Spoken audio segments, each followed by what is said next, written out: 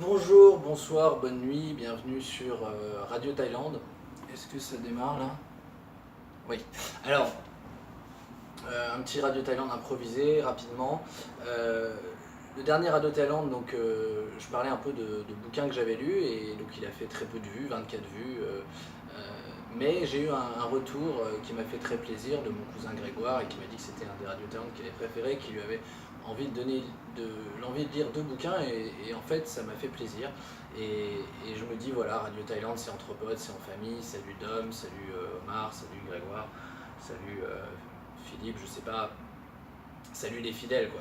Et je voulais vous parler aujourd'hui, alors le bouquin dont je vais vous parler, vous voyez, n'est pas sur la table. Alors là, ça c'est mes prises du jour.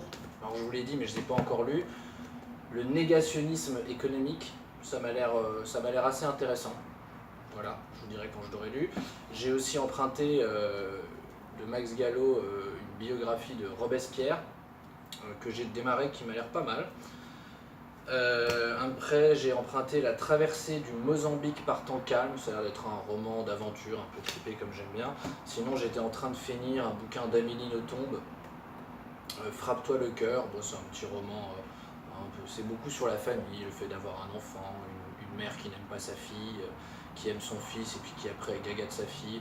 Moi, je lis pas ce genre de truc d'habitude, mais bon. Donc voilà, mais c'est pas de ces bouquins-là dont je vais vous parler, ni des Tintins en taille que j'ai emprunté pour Ribin, mais vous voyez, c'est marrant, Tintin en taille, et ça donne ça. C'est marrant de voir des Tintins écrits en taille. Voilà, c'est les 7 boules de cristal et le trésor de Rackham le Rouge.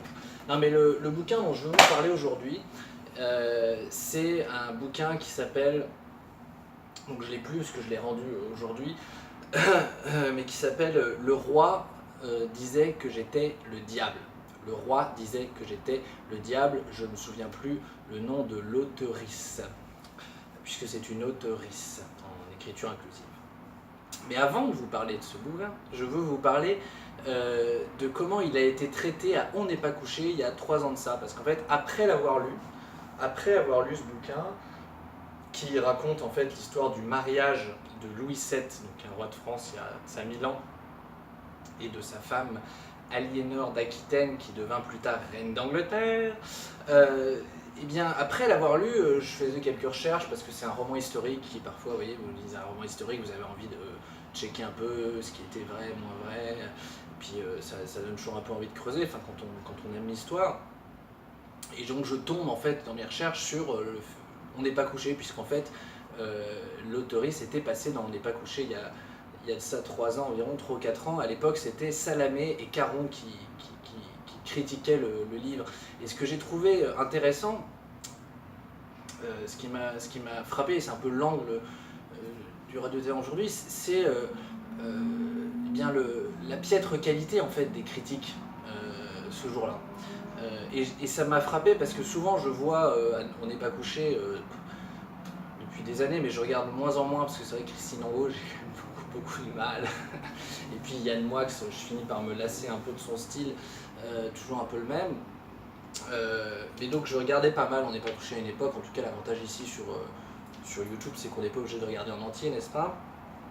Et donc ce jour-là, vous avez Ruquier qui présente vite fait le truc, et après donc les critiques, Salamé et Caron qui font leur petit truc. Et alors l'angle de Salamé, en gros, ça a été le rapport homme-femme. Voilà, en gros, son intervention n'était pas mémorable, je me souviens pas de grand-chose, vous voyez, mais je me souviens qu'elle a surtout parlé du rapport homme-femme, parce qu'effectivement, le livre présente un roi Louis VII.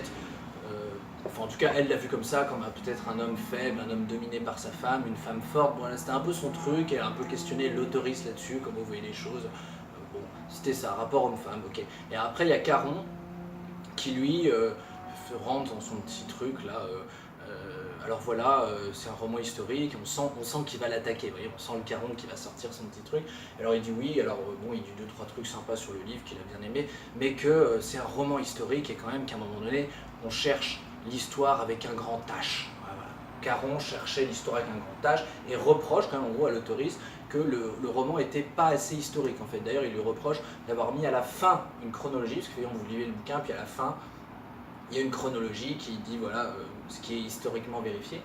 Et donc c'est ça son reproche, quoi, de lui dire on aurait attendu quand même en fait un roman un peu plus fourni historiquement, quoi, on est un peu frustré, on reste sur sa faim, quoi, voilà. Donc, si vous avez regardé On n'est pas couché ce jour-là, je suis pas sûr que vous ayez très envie de lire le bouquin, et vous dites, bon, il n'y a pas grand-chose dans ce bouquin, quoi. Et donc ça m'a vraiment parlé, parce que moi j'ai adoré ce bouquin. Voilà, j'ai adoré le bouquin, je vous en parlais comme ça en 5 minutes, puisque c'est le temps qui me reste pour rester un petit peu concis. Et, euh, et donc je me suis rendu compte que plein de fois j'ai dû voir comme ça des Caron, des Zemmour, des Nolo, des Polony faire des présentations critiques de bouquins, et c'est vrai que je suis rarement sorti de ces épisodes de Pas Couché en ayant vraiment eu envie de lire un bouquin. Alors qu'ils sont quand même, enfin non, oui, peut-être qu'ils sont pas censés, ils sont peut-être pas là pour nous donner envie de lire en fait, hein, mais plutôt pour se faire voir en fait. C'est ça qu'on se rend compte, c'est qu'ils sont là pour faire leur petit numéro, et voilà, ça parle de trouver leur petit angle d'attaque intelligent. Mais non, ce bouquin, Le Roi disait que j'étais le diable, moi il m'a passionné parce que d'une part, contrairement à ce que dit Caron, je trouve qu'on se retrouve en plein Moyen-Âge avec quelque chose d'assez documenté historiquement tout en étant romancé, mais je trouve ça bien fait. On est dans l'histoire, on est dans les personnages, on se retrouve en pleine France, voilà, ça commence avec Aliénor dans son château à Bordeaux qui voit arriver son futur mari, c'est des décors, c'est des atmosphères, après on est à Paris en l'an 1100, on est à la cour, on est avec Aliénor qui se fait ses petites sorties un peu en incognito dans Paris, on est dans le cœur de Louis VII, dans la tête de Louis VII, qui effectivement était un roi qu'on a pu qualifier de faible, pas un des plus grands rois de France, mais qui, en recherchant quand même, a été un des plus longs règnes, de mémoire le 6e plus long règne. On vous aurait dit c'était qui le 6e plus long règne, sans doute que vous n'auriez pas dit Louis VII, 43 ans quand même, et qui a, alors c'est vrai qu'il a perdu avec ce divorce, parce qu'il a divorcé d'Aliénor d'Aquitaine, qui à son mariage lui a amené l'Aquitaine, qui à l'époque était bien fat. On apprend plein de choses, après c'est aussi comment on recherche un petit peu derrière, mais globalement la France à l'époque c'était quand même une combinaison de royaumes, de duchés, de comtés, et le domaine royal c'était limité à pas grand chose, quoi. Le domaine royal qui vraiment appartenait au roi, c'était un peu autour de Paris, quoi. Et après c'était voilà, le comté de Troyes, enfin, le Champagne, le comté de Champagne, c'était l'Aquitaine, c'était l'Anjou, c'était la Bourgogne, c'était plein de duchés qui plus ou moins étaient effectivement loyaux au roi le temps des mariages, des divorces, etc. Donc c'est vrai que Louis VII, en se mariant, a fait quand même un bon coup, et en divorçant a fait un mauvais coup, quoi. Mauvais coup, puisqu'en plus Aliénor d'Aquitaine derrière se mariait avec le roi d'Angleterre, et donc apportait à l'Angleterre l'Aquitaine. Bon, donc déjà pas mal de contenu historique,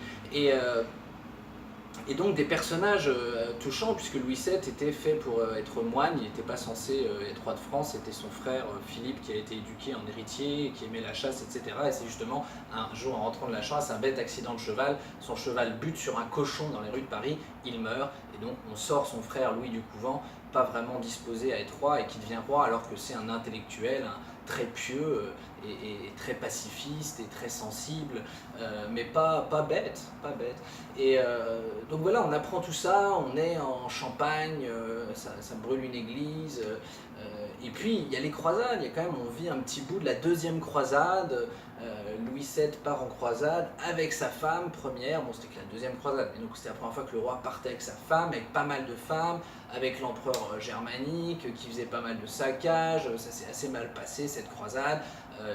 Ils sont passés par Antioche où en fait l'oncle d'Aliénor était comte ou prince ou je sais pas quoi d'Antioche, plus où il y aurait peut-être eu une liaison entre elle et son oncle, ce qui fait que Louis était très jaloux, c'est pour ça qu'après ils ont divorcé, et puis c'est pour ça que la croisade a mal tourné, parce que Louis lui il était dans son truc pieux à mort, il voulait aller à Jérusalem quoi qu'il arrive, mais Jérusalem était détenue par les Francs, on apprend tout ça, moi j'apprends bêtement, vous voyez, que effectivement à l'époque il y avait des villes comme ça du Moyen-Orient qui étaient des possessions franques, voilà, avec des comtes ou des princes francs.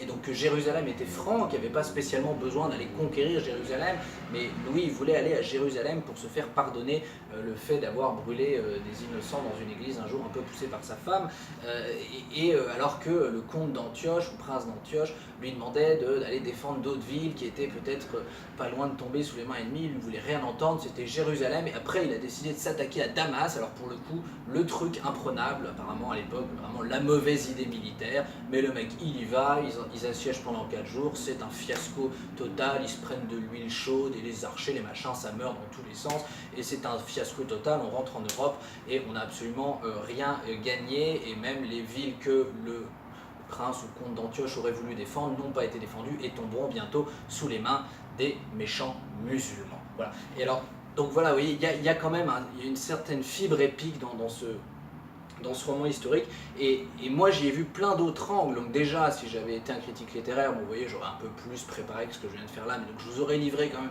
un petit récit, ah oui, alors parce qu'il faut jamais faire de, comment ils appellent ça là, je sais plus, le fait de dire la fin, vous savez, donc effectivement j'aurais dû travailler à pas dire des choses qui fait qu'on sait la fin, bon, là j'en ai peut-être déjà trop dit, mais bon, c'est pas le sujet, vous savez, les romans historiques finalement, c'est pas tant de savoir comment ça se termine, il n'y a pas vraiment une enquête policière, voilà, c'est ce qui fait plaisir dans ce bouquin, c'est simplement de le lire, voilà, de se projeter dans l'époque, de se retrouver comme ça en plein Moyen-Âge, et surtout j'ai trouvé qu'il y avait plein de sujets d'actualité, finalement il y a un rapport au pouvoir, voilà, des questionnements sur le pouvoir, peut-on être un souverain pacifiste, est-ce que le fait d'être un souverain pacifiste un peu sensible fait forcément de vous quelqu'un de faible et finalement qui a échoué dans son règne, et inversement effectivement Aliénor d'Aquitaine, femme de pouvoir, potentiellement un peu sanglante et sans cœur, alors voilà, est-ce que finalement c'est elle, entre guillemets, qui gagne, est-ce que c'est Louis qui perd, mais Louis VII a finalement aussi participé à une certaine, apparemment à un certain développement d'une certaine politique diplomatique de conciliation, etc. Et puis il y avait quand même le sujet des croisades qui fait que, voilà, tout bêtement, on est compte que on était déjà en train de se friter avec les musulmans à Damas il y a plus de 1000 ans, vous voyez, et qu'on y est encore un petit peu aujourd'hui. Voilà. Donc moi je trouvais qu'il y a plein de... Voilà, je trouve que c'est un bouquin agréable à lire, qui apprend beaucoup sur l'histoire, contrairement à ce que dit Caron, et qui en plus pose pas mal de sujets qui font finalement écho avec encore l'actualité. Donc voilà, moi j'ai trouvé ça super. La reine disait que j'étais le diable, voilà, je vous invite à lire ce bouquin. Bon voilà, c'était tout, je vous dirai ce que j'ai pensé des autres plus tard. Si, un autre, quand même juste un petit commentaire rapide sur un livre que j'ai pas fini, j'en ai lu la moitié, je l'ai rendu aujourd'hui aussi, mais c'était sur la Thaïlande justement, c'est un sociologue, alors ça s'appelle Qui a dit que la vie commençait à 40 ans, et globalement c'est un sociologue qui écrit sur Pattaya et qui a, voilà, qui écrit d'une manière très critique. Bon, à la fois, c'est vrai, justement, il se plaint